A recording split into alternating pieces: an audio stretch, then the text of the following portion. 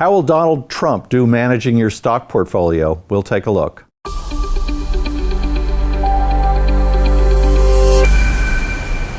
Now, I know the conventional wisdom is that Donald Trump was elected president of the United States, not the stockbroker to manage your stock portfolio. But let's for a moment imagine that that's the job he has, and how he does will affect how your investments do over the next 3-4 years. Fair enough? Let's go ahead. What is Trump? As a businessman, he's a real estate speculator, developer, so he believes in borrowed money. He believes in debt. I think that could lead to Trump trying to orchestrate, maybe America needs it, a rehabilitation, a renovation of its infrastructure. Bridges, tunnels, rail tracks, airports, all are in need of upgrading. Trump could borrow money and invest in infrastructure. How will that do for certain companies? Maybe General Electric would be one that would benefit from such an expenditure. What's the next thing we can say about Trump? Is he an isolationist or is he an interventionist abroad? He's a little of both. When it comes to China, he's arguing that China's currency is kept artificially low, which benefits retailers like Walmart or Costco or some of the big giants that we know about, even Amazon. So that he'll probably make the Chinese appreciate their currency a little bit, maybe in relation to the dollar, which could hurt some of those giant retailers.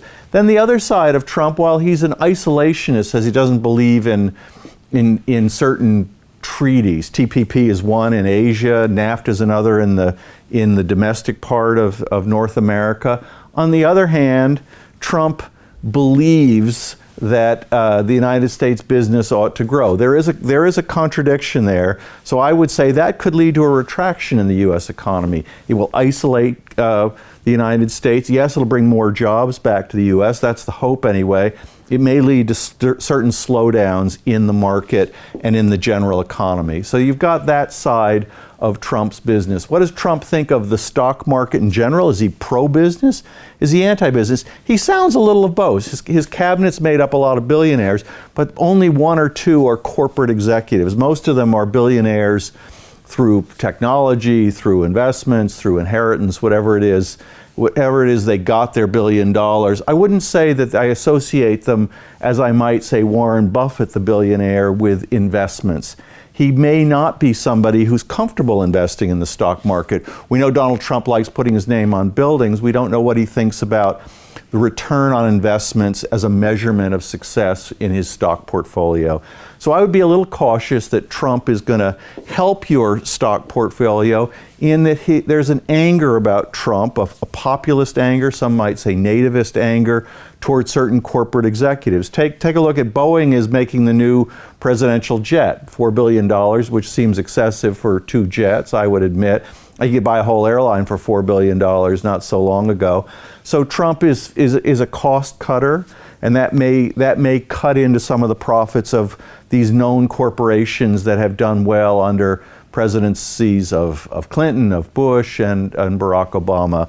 So all in all, is Trump pro-business? No, I would say Trump is pro-Trump.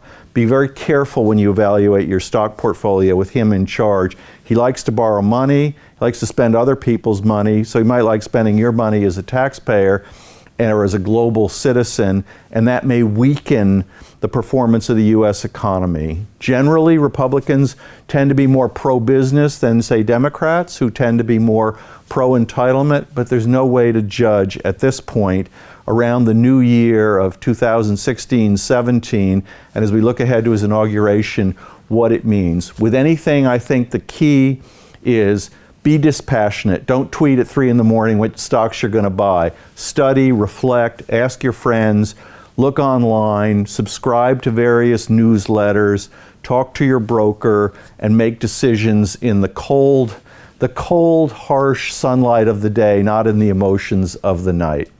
That's all the time we have this week on The Investment Advisor. I'm your host, Matthew Stevenson, in partnership with Dukascopy TV. Remember, money can take care of you. It cannot take care of itself.